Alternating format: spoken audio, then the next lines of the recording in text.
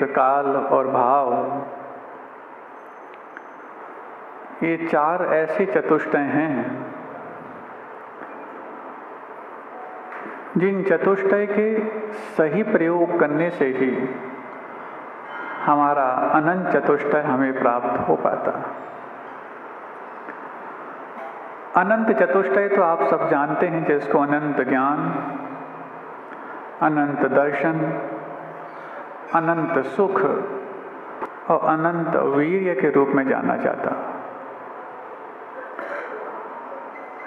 ये अनंत चतुष्टय जब तक हम स्वयं चतुष्टय को अपने जीवन में नहीं अपनाएंगे तब तक हमें प्राप्त होने वाले नहीं। स्वयं चतुष्टय का अर्थ स्वयं द्रव्य, स्वयं क्षेत्र, स्वयं काल और स्वयं भाव। थोड़ा सा विषय आपके लिए आगमिक है, लेकिन ये आधुनिक भी है। जब तक हम अपना द्रव्य क्या है इसको नहीं पहचाने, अपना क्षेत्र क्या है ये ना जाने,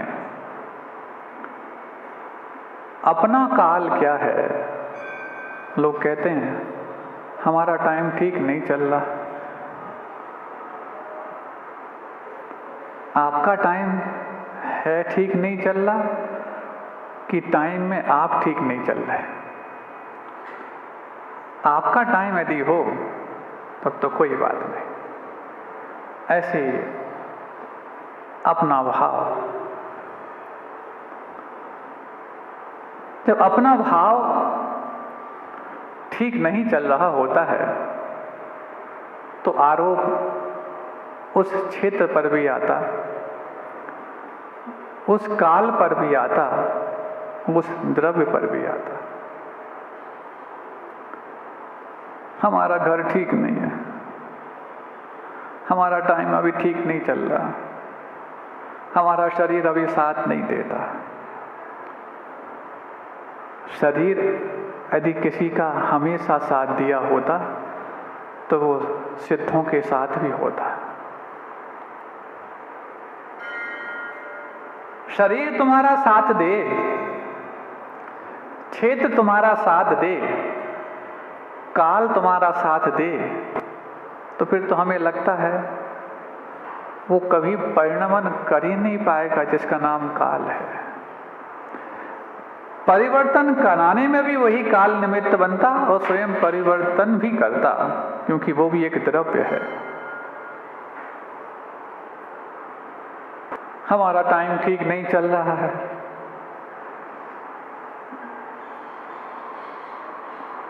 टाइम घड़ी में है, प्रकृति में है, अथवा सूर्य और चंद्रमा के जो गमन हो रहे हैं उनमें है। यदि इन तीनों में समय होता तो तीनों किसी एक के तो नहीं, वो तो सबके हैं। प्रकृति भी सबकी है। सूर्य चंद्रमा का जो गमन हो रहा है उसके हिसाब से हम दिन और रात का काल जो निकालते हैं वो भी सबके लिए एक जैसा है, और घड़ी भी सबके लिए एक सा समय बताती है। तो फिर हमारा समय ठीक नहीं चल रहा, इसका अर्थ क्या? आप लोग सुन रहे? चूंकि पर्वराज का समय आने वाला है, उसकी पूर्व सुबह में हम बैठे हैं। ये लोग संचालक कई बार बोलते थे, सुबह में भी बोलते हैं, पूर्व संध्या में। सुबह को भी संध्या मानते हो, और कई बार रात में आप लोग की आवाज हम तक आती, हाँ पूर्व संध्या, भजन संध्या, संध्या हो तब तो संध्या करो। तो वो जो काल है वो काल सबके लिए एक जैसा है, लेकिन उस काल में हमारे काल आने के पहले हम कुछ कार्य कर जाएं तभी वो स्वयं माना जाता, और वो स्वयं ही निश्चय काल, और निश्चय काल की उपासना करने से ही हम कालातीत अनंत चतुष्टय को प्राप्त करने लायक बन जाते हैं। ये पहचानना बहुत जरूरी है। महाराज, हाँ बोलो। अपने कौन होते हैं हमें समझ में नहीं आता।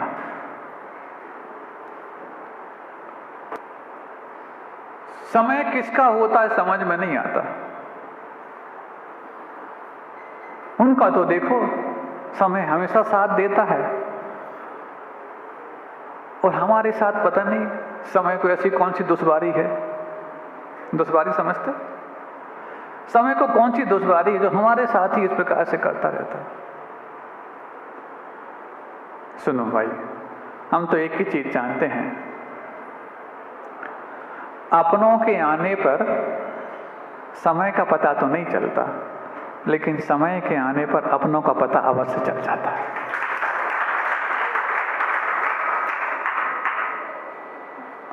अभी तक हम अपनों को ही अपनाने में इतना समय लगा दिए कि शायद वो समय जो था वो लग चुका है, इसको भुला दिए। अपना कौन था? निश्चय की बात आए तो स्वभाव ही अपना है, और व्यवहार की बात आए तो जिसको तुम चाहो वो अपना है। ना हम व्यवहार पूरा अपना पाते, ना निश्चय में टिक पाते। ये दो ही नए तो मुख्य हैं, निश्चय नए और व्यवहार नए। और जब इन दोनों में नहीं रुक पाते तो फिर आरोप खुद को लगाना बहुत कठिन है। आलोचना पाठ में भी खुद की आलोचना होते होते हमारे भाव जाते। जब आप पढ़ते ना, झाड़ू ले जागा बुहारी, चीटी आदिक जीव विधारी, ऐसे आता ना आलोचना पाठ में। हाँ, क्योंकि कल से आप लोग प्रतिक्रमण भी करोगे ना, तो कुछ कुछ बातें हम आपकी भी समझ लें पहले। तो वहां पर भी मान लो ये भाव आ गया कि मैंने बुहारी लगाई थी तो वहां पर चीटी आ गई थी। देखो ना, सामने वाले ने शक्कर फैला दी थी इसलिए चीटी आई, या हमारे लिए दोष लग गया। मतलब वहां आलोचना पाठ करते हुए भी दूसरों की आलोचना से बचता नहीं। कितने बार कहा इनसे, पूरे घर में छेद हो गए, ढंग से ध्यान ही नहीं रखते। अरे भाई, आलोचना पाठ कर रहे हो तो आलोचना दूसरों की नहीं, स्वयं की आलोचना का नाम आलोचना पाठ है। दूसरों की आलोचना का नाम तो निंदा पाठ है। महाराज देखो ना, हम तो सोचते हैं ये आलोचना पाठ करने के बाद पुनरावृत्ति ना हो उन दोषों की, लेकिन ये लोग हमारे लिए सहयोग ही नहीं करते। हमें बार बार रोज आलोचना पाठ हम करते चले जाते, और ये लोग सहयोग नहीं करते तो हमें बार बार दो दोष भी लगाने पड़ते हैं। तो क्या चाहते हो महाराज? हम तो चाहते हैं कि हम दोष लगाएं ही ना, लेकिन ये लोग तो माने। कम से कम तुम ये तो मान जाओ कि दोष लग रहे हैं तुम्हारी क्रियाओं से, लेकिन तुम दोष मढ़ रहे हो अपने वचनों से दूसरों पर। दोष मढ़ना तो बंद कर दो। दोष लगना धीरे धीरे कम हो जाएंगे, पहले दोषों को मढ़ना बंद कर दो। और दोषी यदि मानना चाहते हो तो खुद के भीतर दोष कितनी घुसपैठ कर चुके हैं, इन घुसपैठियों को पहले धौंस दे करके नहीं, धुआंधार तरीके से जब तक बाहर नहीं करोगे तब तक वो बाहर निकलने वाले नहीं। सुनते हैं, जिनको सुधरने का मन हो तो उनके लिए पर्व सुअवसर बन जाते हैं। सुधरने का मन हो तो ये अवसर हैं। जिन आलयों की साफ सफाई हो गई होगी, जिन बिंबों की भी मार्जन हो गए होंगे, लेकिन जिनालय और जिन बिंब परिमार्जन किस लिए हुए हैं? ताकि उनके दर्शन करके हम अपने मन का मार्जन कर सकें। अब स्वयं का मार्जन करने के लिए जिनको मार्जन करना पहले आवश्यक समझा, हमने कर लिया। एडमिट कार्ड सबमिट कर दिया, परीक्षा फॉर्म सबमिट कर दिया, लेकिन परीक्षा में नहीं बैठे तो आगरा वालों परीक्षा फॉर्म भरने के बाद परीक्षा की घड़ी आए और तुम वहां पर आलस करके बैठ जाओ और फिर कहो रिजल्ट बताओ हमारा, हमने परीक्षा फॉर्म भरा था ना। कोर्ट पहुंच जाओ, कल एक प्रश्न आया था कोर्ट वाला, हमने परीक्षा फॉर्म भरा है देखो, और परीक्षा फॉर्म भरा है इसका मतलब हमें अंक पूरे मिलने चाहिए। इन्होंने मार्कशीट तक नहीं बताई ढंग से, जरूर धांधली की है, धांधली की है कि तुमने कुछ और अलग मन बना ली है। यदि वो परीक्षा ना दे और परीक्षा फॉर्म भर के मार्क्स रिजल्ट की मांग करे, मार्कशीट भले ही मिल जाए लेकिन मार्कशीट में मार्क्स नहीं मिलेंगे। महाराज वो मार्कशीट किस काम की जिसमें मार्क्स ना हो, तो परीक्षा फॉर्म किस काम का जिसमें परीक्षा ना हो। और वो जिनालयों का परिमार्जन और प्रतिमाओं का मंजन किस काम का, जिन प्रतिमाओं को देख करके हमारे मन का परिमार्जन ना हो। आप लोग सुन रहे हैं? हमें लगता है जिनालयों के और भगवान के पर्युषण पर्व आ रहे हैं इसलिए हमने उनको और निर्मल बना दिया। वो तो परम निर्मल हैं, पर्युषण पर्व उनके नहीं, उनके तो पर्युषण पर्व कभी आते ही नहीं और कभी जाते ही नहीं। लेकिन जिनके लिए आते हैं वो साल में 3 बार आकर के सिर्फ एक ही बार वो बना पाते हैं, अब उनका वक्त आ गया है। मार्कशीट लेने तो आओगे लेकिन मार्क्स के लिए कुछ अपने ऐसे कुछ काम करके भी दिखाने की आवश्यकता है जिसमें मार्क्स देने वाला सोच पाए कि वाकई में तुम मार्क्स के हकदार थे। हमने पूरे इतना, क्योंकि द्रव्य क्षेत्र काल भाव, बल्कि द्रव्य क्षेत्र काल ये 3 भावों के लिए कारण बनते हैं। तो परिमार्जन अब भावों का करना है, तो द्रव्य क्षेत्र और काल इन तीनों का भी समय, और इन तीनों का भी प्रसंग, और इन तीनों का भी साथ आवश्यक है।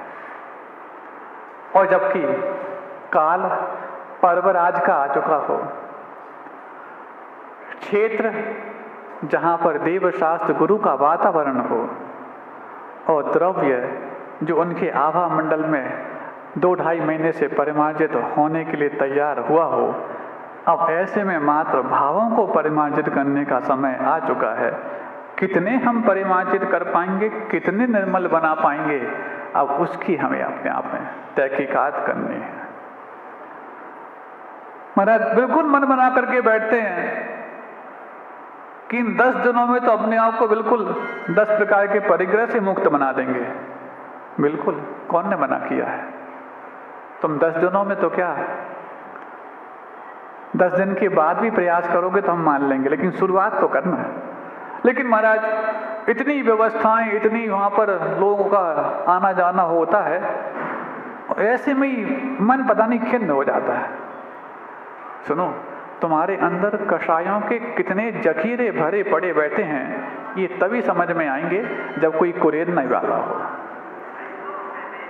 राख से ढकी हुई यदि आग हो तो कौन पहचान सकता है कि इस आग में कितनी ऊष्मा है?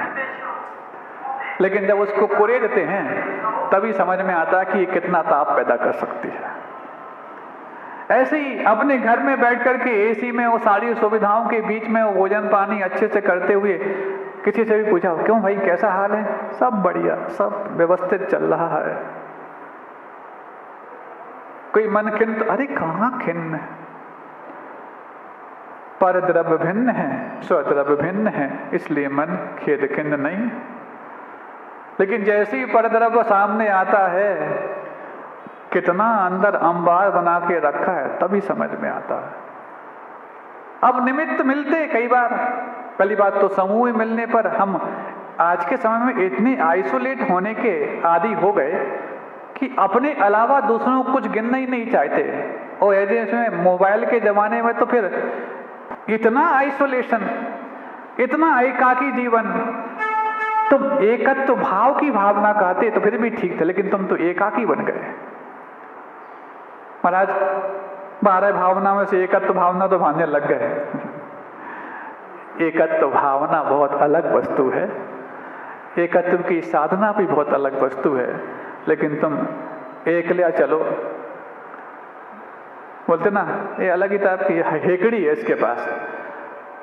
तो एक एकत्व एकाकी की भावना कहीं यदि हेकड़ी की ओर जा रही हो तो उसको एकाकीपन नहीं कहा जाता।